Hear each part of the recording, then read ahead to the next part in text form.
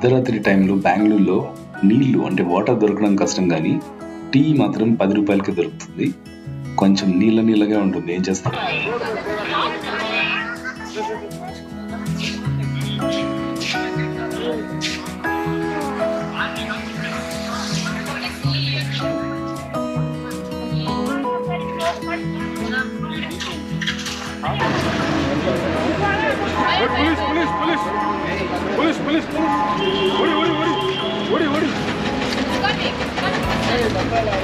ఈ ఆటో వాళ్ళకు వీళ్ళకు ఏం కనెక్షనో, పోలీసులు వస్తే ఆటో ఎక్కి పారిపోతా ఉంటారు.